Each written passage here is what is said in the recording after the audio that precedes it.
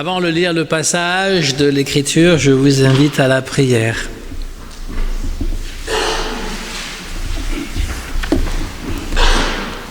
Seigneur, ta parole est pour nous ferment du royaume et germe d'espérance. Que par ton esprit nous la recevions avec simplicité et avec joie. Que cette parole nous fasse porter les fruits que tu attends. Nous te le demandons par Jésus-Christ, notre Seigneur. Amen. Nous lirons un passage de l'Ancien Testament dans le deuxième livre des Rois, au chapitre 5, 1 à 19.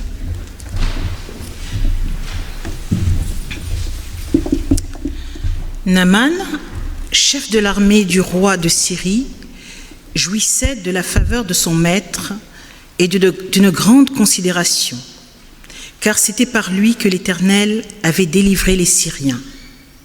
Mais cet homme fort et vaillant était lépreux. Or, les Syriens étaient sortis par troupes et ils avaient emmené captive une petite fille du pays d'Israël qui était au service de la femme de Naaman. Et elle dit à sa maîtresse, « Oh, si mon Seigneur était auprès du prophète qui est à Samarie, le prophète le guérirait de sa lèpre. » Naaman alla dire à son maître, « La jeune fille du pays d'Israël a parlé de telle et telle manière. » Et le roi de Syrie dit, « Va, rends-toi à Samarie et j'enverrai une lettre au roi d'Israël. » Il partit, prenant avec lui 10 talents d'argent, 6000 cycles d'or et 10 vêtements de rechange. Il porta au roi d'Israël la lettre où il était dit, « Maintenant, quand cette lettre te sera parvenue, tu sauras que je t'envoie Naaman, mon serviteur, afin que tu le guérisses de sa lèpre. » Après avoir lu la lettre, le roi d'Israël déchira ses vêtements et dit, « Suis-je Dieu pour faire mourir ou pour faire vivre, pour qu'il s'adresse à moi afin que je guérisse un homme de sa lèpre? Sachez donc et comprenez qu'il cherche une occasion de dispute avec moi. » Lorsqu'Élisée, homme de Dieu, apprit que le roi d'Israël avait déchiré ses vêtements, il envoya dire au roi, « Pourquoi as-tu déchiré tes vêtements? Laisse-le venir à moi, et il saura qu'il y a un prophète en Israël. » Naaman vint avec ses chevaux et son char, et il s'arrêta à la porte de la maison d'Élisée. Élisée lui fit dire par un messager, « Va et lave-toi 7 fois dans le Jourdain. Ta chair redeviendra saine et tu seras pur. » Naaman fut irrité et il s'en alla en disant, « Voici, je me disais, il sortira avec moi, il se présentera lui-même, il invoquera le nom de l'Éternel son Dieu, il agitera sa main sur la place et guérira le lépreux. Les fleuves de Damas, l'Abana et le Parpar ne valent-ils pas mieux que toutes les eaux d'Israël? Ne pourrais-je pas m'y laver et devenir pur? » Et il s'en retournait et partait avec fureur. Mais ses serviteurs s'approchèrent pour lui parler et dirent, « Mon père, si le prophète t'avait demandé quelque chose de difficile, ne l'aurais-tu pas fait? Combien plus dois-tu faire ce qu'il t'a dit? Lave-toi et tu seras pur. » Il descendit alors et se plongea 7 fois dans le Jourdain, selon la parole de l'homme de Dieu. Et sa chair redevint comme la chair d'un jeune enfant, et il fut pur. Naaman retourna vers l'homme de Dieu avec toute sa suite. Lorsqu'il fut arrivé, il se présenta devant lui et dit, « Voici, je reconnais qu'il n'y a point de Dieu sur toute la terre, si ce n'est en Israël. Et maintenant, accepte, je te prie, un présent de la part de ton serviteur. » Élisée répondit, « L'Éternel, dont je suis le serviteur, est vivant. Je n'accepterai pas. » Naaman le pressa d'accepter, mais il refusa. Alors Naaman dit, « Puisque tu refuses, permets que l'on donne de la terre à ton serviteur, une charge de 2 mulets, car ton serviteur ne veut plus offrir à d'autres dieux ni holocauste, ni sacrifice, il n'en offrira qu'à l'Éternel. Voici toutefois ce que je prie l'Éternel de pardonner à ton serviteur. Quand mon maître entre dans la maison de Rimon pour s'y prosterner et qu'il s'appuie sur ma main, je me prosterne aussi dans la maison de Rimmon. Veuille l'Éternel pardonner à ton serviteur lorsque je me prosternerai dans la maison de Rimmon. » Et Élisée lui dit, « Va en paix. » Ô Seigneur, sanctifie-nous par ta vérité. Ta parole est vérité. Ô Seigneur, sanctifie-nous par ta vérité. Ta parole est vérité. Alors, dans les milieux de la communication, un adage dit qu'il y a une différence entre ce qu'on pense et ce que l'on croit dire, et ce que l'on croit dire et ce que l'on dit vraiment, ce qu'on dit vraiment et ce que l'autre comprend, ce que l'autre comprend et ce qu'il croit entendre. Ce qu'il croit entendre, oui, d'abord il entend et après il croit. Ce qu'il croit entendre et ce qu'il comprend. Donc on a 5 bonnes raisons de ne pas vraiment comprendre l'autre, ou pas se faire comprendre. Et dans cette histoire, si vous avez bien écouté, je ne veux pas faire le professeur, mais je suis sûr que si je demandais qu'est-ce qui a été lu, il ne resterait pas grand-chose. Parce que c'est un texte qu'il faut lire, écouter bien entendu, mais qu'il faut aussi analyser pour comprendre. Alors je vais résumer. Naaman, je l'appelle comme ça, je ne sais pas si c'est Naaman ou c'est Naaman, qu'importe, c'est un Syrien. Alors, je ne sais pas comment ça se prononce en syrien, voilà. Un général respecté, donc un militaire, et il est très bien considéré dans son pays, mais il est lépreux, il a la lèpre. Aujourd'hui, on dirait le Covid, hein, c'est ça, oui. Mais donc il a la lèpre, mais c'est quand même beaucoup plus grave, la lèpre quand même, hein, je suis désolé de vous l'apprendre, mais c'est comme ça. La lèpre, il existe encore des pays où il y a la lèpre, et c'est vraiment terrible. Donc même s'il est un grand militaire avec toutes les médailles affichées sur sa poitrine, enfin sur son costume, eh bien il ne peut pas gagner cette bataille, la lèpre. Et donc ils avaient fait une razzia dans un pays et ils avaient ramené en captivité une jeune fille qui devint la servante de son épouse. C'est comme ça à l'époque. Les esclaves, eh bien, c'était les butins de la guerre, on va dire. Et elle lui dit, eh bien, si tu vas en Israël, moi je connais un prophète qui pourra guérir ton mari de la lèpre. Alors, comme c'est un militaire, là on voit ce que je viens de dire à propos de la communication. Au lieu d'aller voir le prophète, il va voir son roi. Et le roi dit, oui, c'est une bonne idée, je vais écrire une lettre pour le roi d'Israël. Et quand le roi, et puis en même temps, lui dit, je vais te donner de l'or, de l'argent, des beaux habits, comme ça tu pourras impressionner les dignitaires qui vont te recevoir. Mais le roi d'Israël, lui, quand il voit tout ça, il lit la lettre, il y a de l'or, de l'argent, il lit la lettre, eh bien tu peux guérir mon serviteur de la lèpre. Il pense que c'est une ruse et qu'il va lui déclarer la guerre, et donc il est prêt à appuyer sur le bouton. Vous savez, dans les années 80, le président américain, l'acteur là, c'est pas Charlie Chaplin, c'était comment il s'appelait? Non, j'aurais préféré que ce soit Charlie Chaplin, franchement. Hein? Comment il s'appelait? Reagan, oui, Reagan. C'est voilà. En tout cas, il avait fait tout son programme pour faire un programme Guerre des étoiles pour protéger les États-Unis. Et les espions américains, qui étaient toujours un peu donc, aux nouvelles de ce qui se passait en Russie, ils ont dit, vous savez, Monsieur le Président, ils ne comprennent pas du tout ce que vous êtes en train de faire. Ils pensent que vous allez les attaquer. Et ils sont prêts à appuyer sur le bouton rouge. C'est vrai, hein? Ça, on le sait pas parce qu'on se rappelle toujours de la crise des missiles à Cuba avec Fidel Castro et puis Kennedy. Mais en fait, on est passé plus proche d'une guerre nucléaire durant ces années-là parce que les Russes avaient tellement peur, étaient tellement convaincus parce qu'ils étaient en train de faire des exercices, hein, n'est-ce pas, dans l'espace, etc. Ils pensaient qu'ils allaient les attaquer.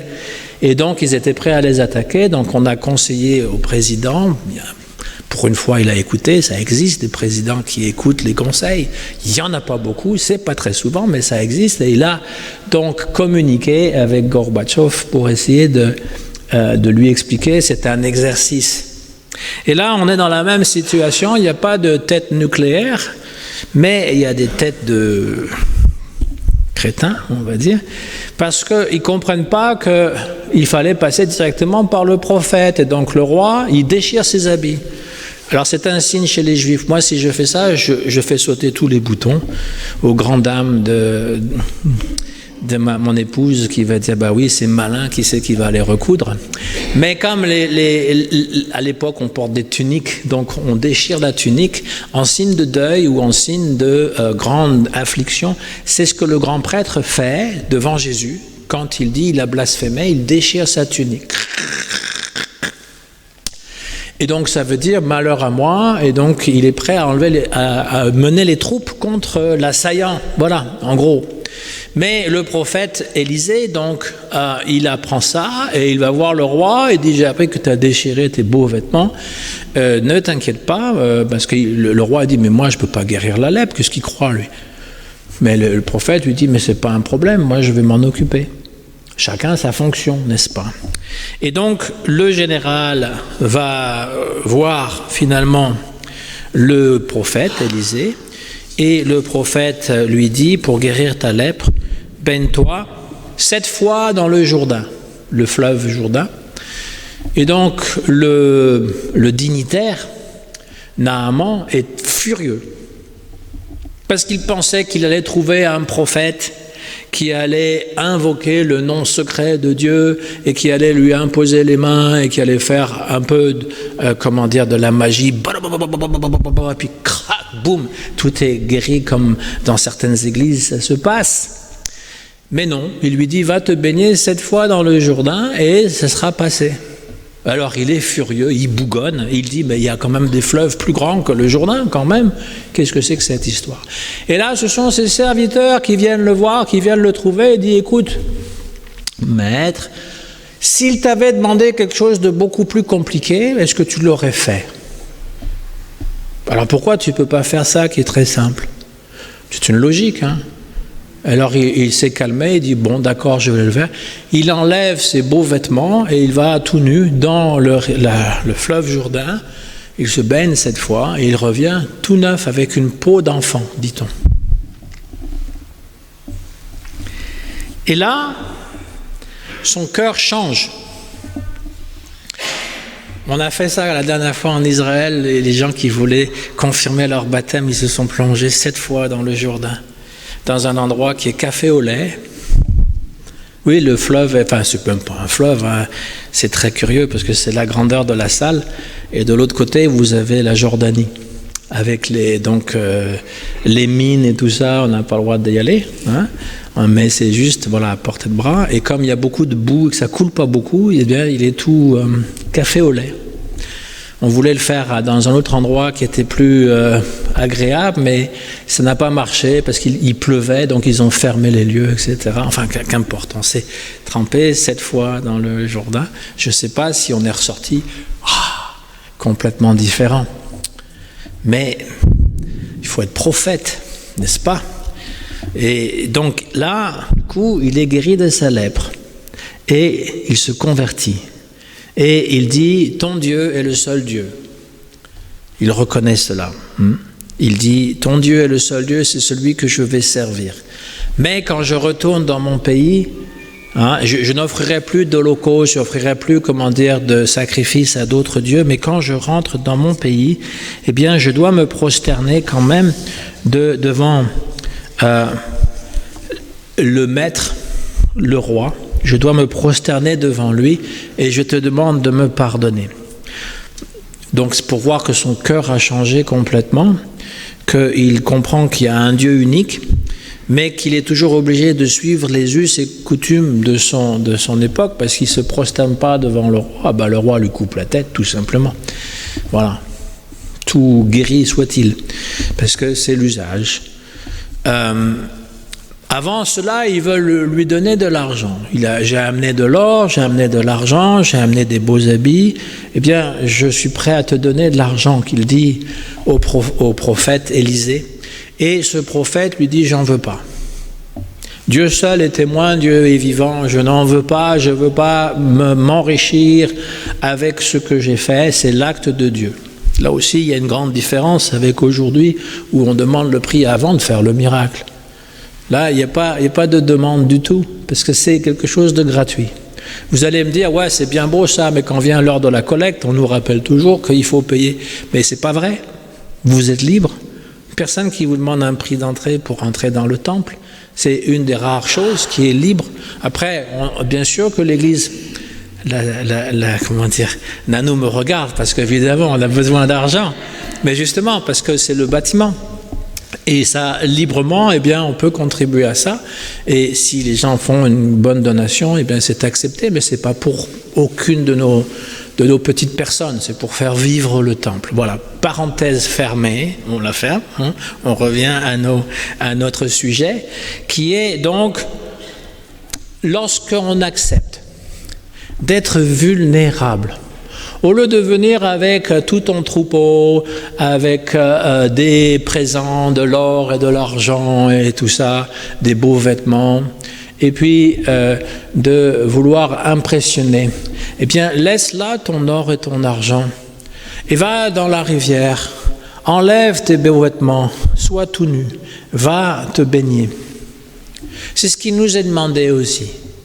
En fait, la vulnérabilité, c'est d'accepter ce que l'on est.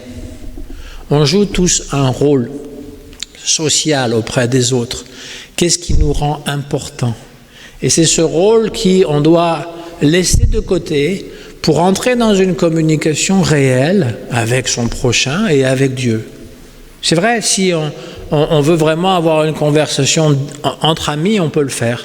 Entre amis, on accepte qu'on n'est pas parfait, qu'on a des complications. Lorsqu'on est dans une position patron-employé, ça devient compliqué. Il y en a un qui joue le rôle du patron et puis l'autre qui joue le rôle de l'employé. Et donc la communication est un petit peu à un sens, c'est-à-dire que ce que dit le patron, il faut qu'on l'accepte parce que sinon, eh bien, on perd son emploi. En gros, c'est ça.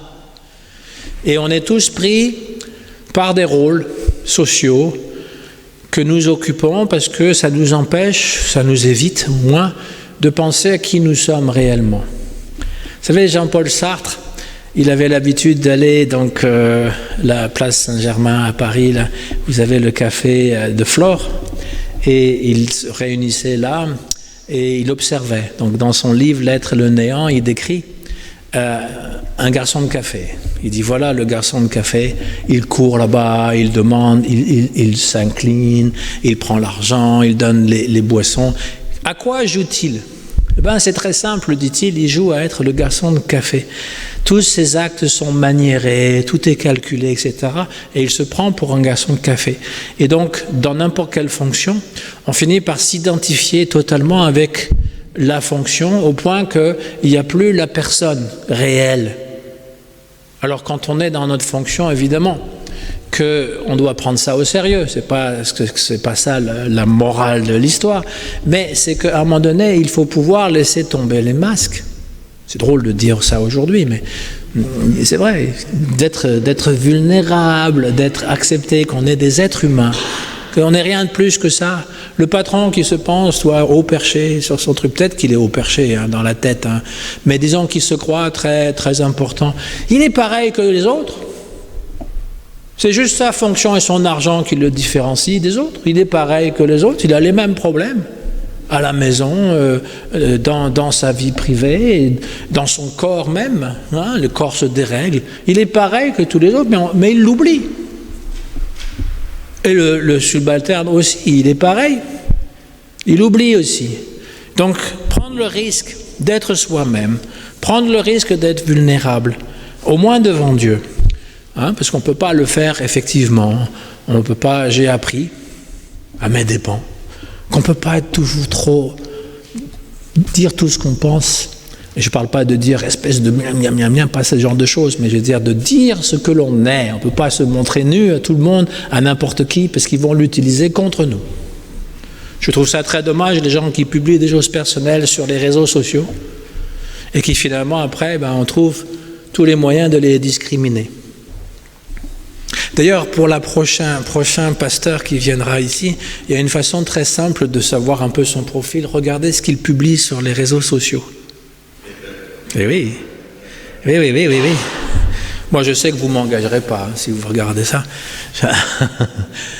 Mais regardez, parce que les gens dévoilent un petit peu leurs pensées. Ils pensent que c'est l'endroit où on peut tout dire. En fait, c'est pas vrai. Il vaut mieux se retenir, parce que ça se répand partout. Voilà. Mais accepter en règle générale, oui, mais moi je m'en fiche, je veux dire, si c'est au niveau de la politique, on est libre d'en parler, même en tant que pasteur, je suis désolé, mais ça c'est mon opinion. Je veux dire, j'ai le droit d'avoir une opinion politique, du moment que je ne la vends pas aux autres, et que je prétends pas, je veux dire, que c'est ça que l'Église, je veux dire, doit véhiculer. Mais j'ai le droit quand même, parce que c'est le principe même d'un mot qui a rétréci terriblement, qui s'appelle démocratie, mais qui a rétréci terriblement, de pouvoir dire aussi son opinion. Mais il y a des endroits qui sont préférables à d'autres. C'est vrai. Mais le fait d'accepter d'être ce que l'on est, c'est quand même quelque chose de très important. Dans le monde de mensonges dans lequel nous vivons, parce que moi, c'est mon plus gros problème, même au niveau de la politique, puisqu'on est en train de parler de ça, parce qu'il n'y a pas besoin de dire des mots, j'ai compris. Ce qui me dérange le plus, c'est que je ne sais plus où est la vérité. Il y a tellement de mensonges qui se disent de part et d'autre que finalement j'en suis confus. Je ne pense pas que je sois le seul, mais c'est quand même très dérangeant que la vérité en fait n'est plus claire. On nous dit un truc, le lendemain on nous dit un autre truc, et on divise tout le monde en pensant que finalement, voilà, la vérité, c'est qu'il y a ceux qui croient et ceux qui ne croient pas. C'est pas du tout comme ça que ça se passe. En hébreu, le mot mensonge s'écrit avec les mêmes lettres que le mot lier, ligoter, figer. Mentir, nous dit l'hébreu, est une façon de se figer. Quand on est dans le mensonge, rien ne bouge. La parole ne circule pas. La vérité ne peut se dire tant il est vrai qu'il faut être deux pour qu'une vérité existentielle émerge. L'un pour la dire et l'autre pour l'écouter. Mentir est aussi une façon de se ligoter, de s'enchaîner. On se trouve lié, mensonge à mensonge, par des chaînes invisibles que l'on a soi-même fabriquées. Les contre-vérités s'enchaînent pour demeurer dans l'illusion, car si la chaîne casse, la vérité refait surface. Il faut toujours pouvoir trouver des vérités, des contre-vérités, pour pouvoir justifier le mensonge. Le contraire du mensonge est la vérité qui libère, qui fait circuler la parole et les sentiments, qui soulage. Être capable de partager ses difficultés et ses peines, ses désirs et ses attentes. Être soi, tout simplement. Il n'y a rien de plus simple et de plus libérateur que la vérité. Mais c'est très difficile, parce que ça veut dire qu'on s'expose, on devient vulnérable, c'est très difficile à faire. Et il faut qu'il y ait d'autres personnes en face de nous qui acceptent de faire la même chose, parce que de s'exhiber, comme je l'ai dit, de s'exhiber face à ceux qui veulent rester complètement couverts, nous rend encore plus vulnérables. Et donc il faut pouvoir que là, il y a la rencontre entre le prophète, qui lui dit la vérité et qui joue sur la vérité, et le serviteur qui, en fait, il vient en général et après il le reconnaît comme serviteur. Et c'est ça qui fait que quelque chose surgit. Lorsque Jésus lui-même dit qu'il est le chemin, la vérité et la vie. Il nous appelle à sortir de nos impasses, de nos mensonges et de nos morts. C'est ça, le message de Jésus résumé, c'est de vivre. Vivre pour soi déjà, après autour avec les gens que l'on aime, qui peuvent nous respecter, mais c'est important de sortir de ces mensonges, de sortir de ces rôles qui nous emprisonnent et qui nous font croire que c'est ça la vérité. Ça n'est pas la vérité. La vérité, nous sommes des êtres humains, avec des désirs, avec des besoins, avec des blessures, avec des réussites, et que nous avons besoin de partager cela avec les autres, au moins avec ceux qui nous aiment et qui nous apprécient, à défaut du contraire. Au nom du Christ. Amen.